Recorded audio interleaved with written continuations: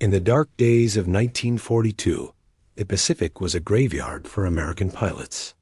Over the Solomon Islands, Lieutenant Marion Carl, a Marine Corps ace, twisted his Wildcat fighter, trying desperately to shake the Japanese Zero on his tail. It was no use. The Zero was a ghost, a phantom that danced around him, untouchable. Cannon shells ripped through his cockpit, and Carl was forced to bail out, another victim of the Zero's terrifying superiority.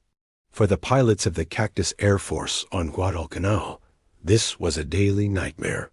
Their F-4F Wildcats felt like heavy, outdated trucks against the Zero's razor-sharp agility. The Zero could climb like a rocket and turn on a dime, a feat American planes simply couldn't match. The sky belonged to Japan, and American pilots were paying the price in blood. The official American doctrine was simple and demoralizing. Never turn with a Zero. If you saw one, you were to dive and run. You might survive, but you'd never win. Japanese veterans knew this. They'd bait young, inexperienced American pilots into turning fights, luring them into a deadly dance they were guaranteed to lose. It was a strategy for survival, not for victory, and it was killing the morale of an entire Air Force. But halfway across the world, a man who refused to accept this reality was fighting a different kind of battle. Joseph Foss was a farm boy from South Dakota, hardened by the dust and grit of the Great Depression. At 26, he tried to become a fighter pilot, but the military rejected him. He was too old, they said. A desk job was the best they could offer. But Foss was stubborn, relentless. He had that pure, unshakable grit you only learn when everything is on the line. He didn't know it yet, but a secret skill he'd learned as a boy would soon change the course of the air war. Growing up on the farm, Foss hunted jackrabbits. He learned you never aim directly at a zigzagging rabbit. You aim where it's going to be. You lead it. This was deflection shooting, and Foss had mastered the split-second mental calculation of it long before he ever sat in a cockpit. He wasn't just a farmer. He was a natural-born hunter. Foss refused to take no for an answer. He wrote letters, annoyed commanders, and pushed relentlessly until he finally got his wish. He was sent to the front lines, to the place they called the graveyard. Henderson Field on Guadalcanal was a nightmare of mud, malaria, and wrecked aircraft. Exhausted pilots battled disease on the ground and certain death in the air. For new arrivals like Foss, the life expectancy was measured in days. Nobody expected this old man to survive a week. On his very first combat mission, Foss found himself in the classic scenario, a pack of Zeros on his tail. He followed his training, diving away to escape. But as he streaked toward safety, a powerful realization hit him. This tactic was useless. It could save your life, but it would never win a battle. He hadn't fought his way to Guadalcanal just to run. He came to hunt. The next time he faced a Zero, he didn't run.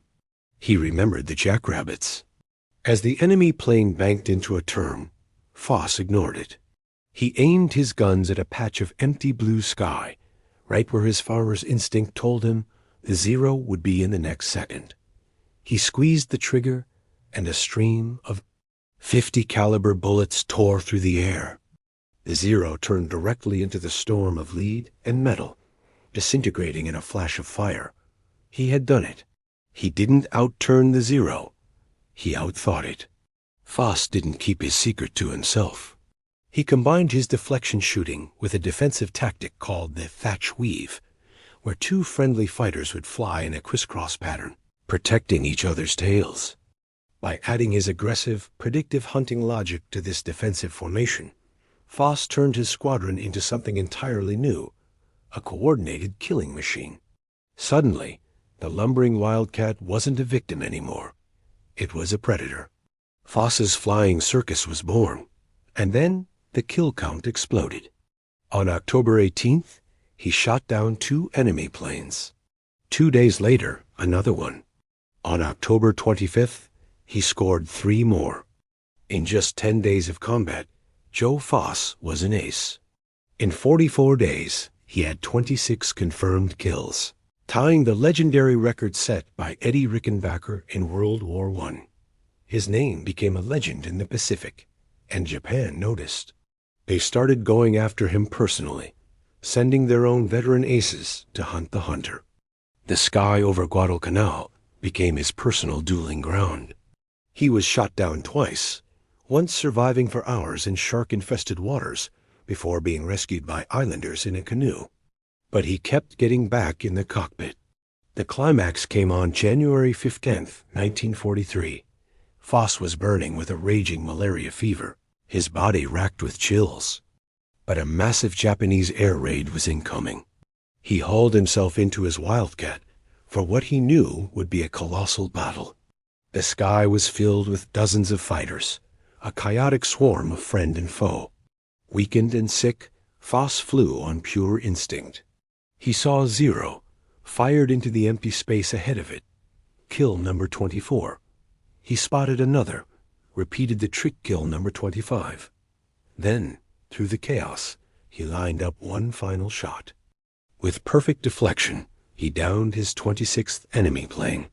He had broken the record. But becoming a legend came at a terrible cost. Malaria had destroyed his body. He lost over 30 pounds, and his nerves were shattered. When his tour ended, Joe Foss wasn't carried out of Guadalcanal on the shoulders of his comrades.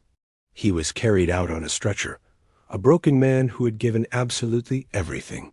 There was nothing heroic in that moment, only the silent, devastating price of victory. Yet, his legacy was cemented. Joe Foss, the farmer who was too old, had single-handedly broken the myth of the invincible Zero. His deflection shooting technique was quickly adopted as the new doctrine for the entire U.S. Navy. The combination of the Thatch weave and predictive fire redefined air combat in the Pacific, helping to save Guadalcanal and turn the tide of the war. After the war, he never stopped fighting.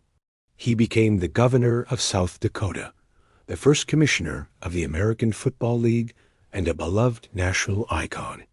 But through it all, he remained that humble farm boy from South Dakota, a man whose unstoppable grit proved that a hunter SI and an unbreakable will could change the world. Thanks for watching.